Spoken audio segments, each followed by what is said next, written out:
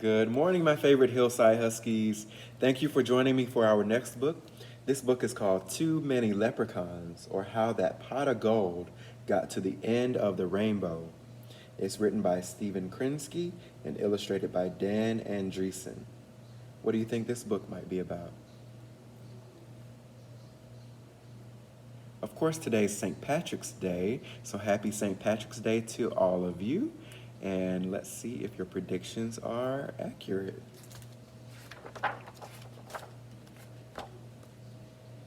Finn O'Finnegan looked like a rogue and walked like a rascal, so it was widely thought that he was at least one or the other. And his shadow, which followed him closely and knew all of his secrets, might have said he was both.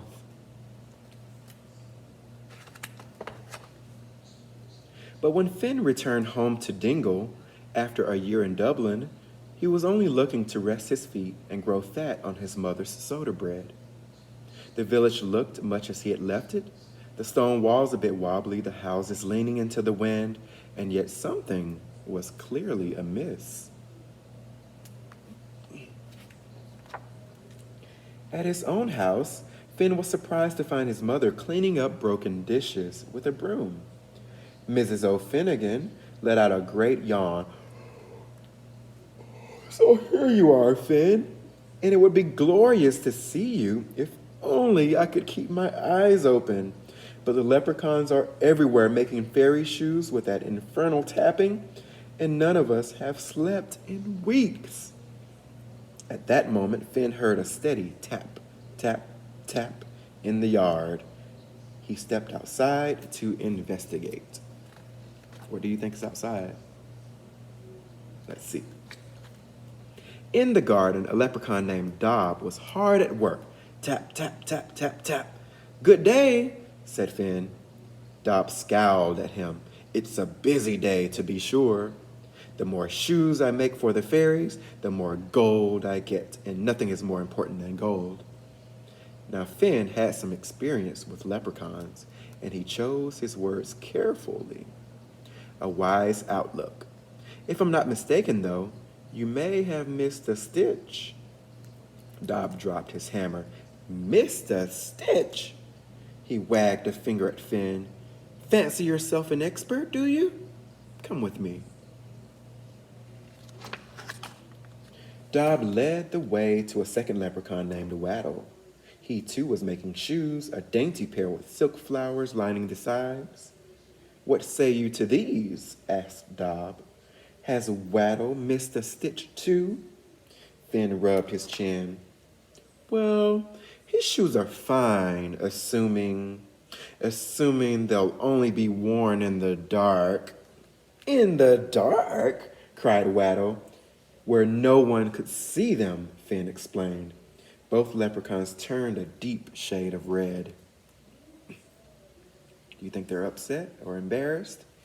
Or both? The next day, Dob dragged Finn to 3 more leprechauns and to 4 more the day after that. By week's end, Finn had seen shoes of every size and style.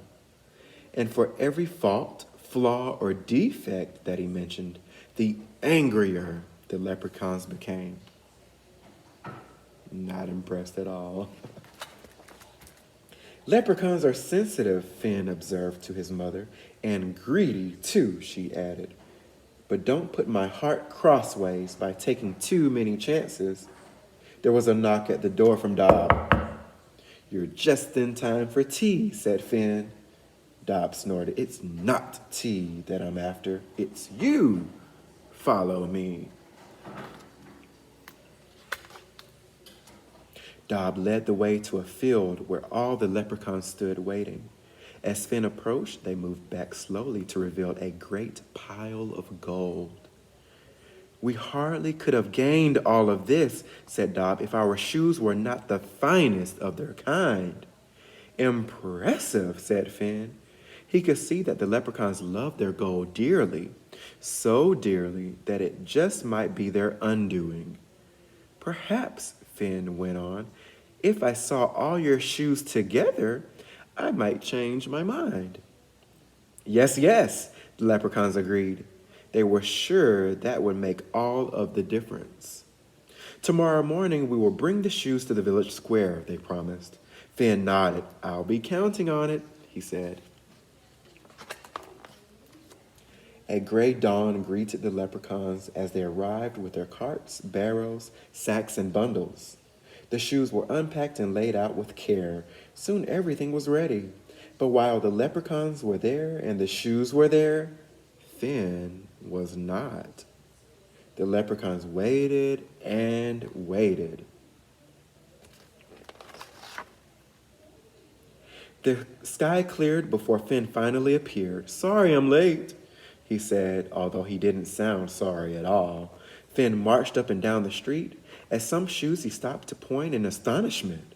Ah, oh. At others he simply clapped in delight. A very impressive sight, he said finally. I can see why you were proud of your treasure. Dob frowned. We're proud, he repeated. Are we not still proud of our gold? Well, you could see, said Finn, if your gold hadn't suddenly disappeared. The leprechauns turned pale. Disappeared? Such a thing was beyond imagining. Still, it might be best to be sure. Empty!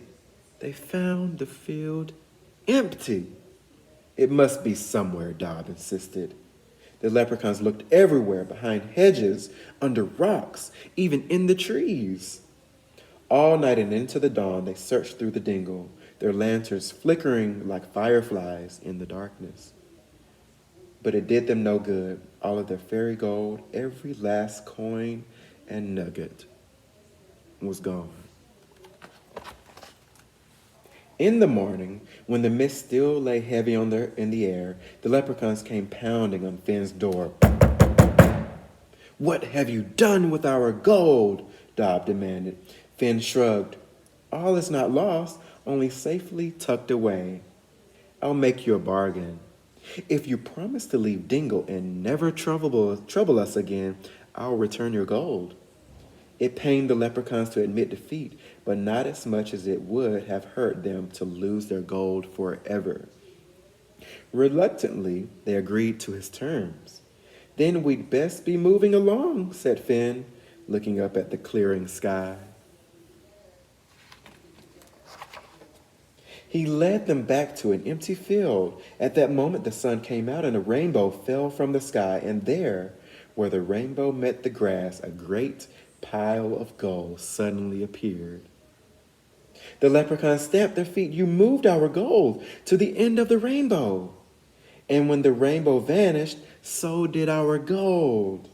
Indeed, said Finn, for it is fairy gold, as you told me, and fairies often use rainbows to move their gold about. You tricked us, said Gob. Finn held up a hand. The rainbow is back, and so is your treasure. Take it in peace while the rainbow holds, and remember our bargain. Finn then went home to his mother, who, after a good night's rest, baked him more loaves of soda bread than ever he could eat. As for the leprechauns, they were heard grumbling at times about how Finn had outwitted them, yet they were secretly pleased as well. For if the truth be told, they've kept their gold at the end of the rainbow ever since. The end. Thank you for joining me. Have a great day, guys.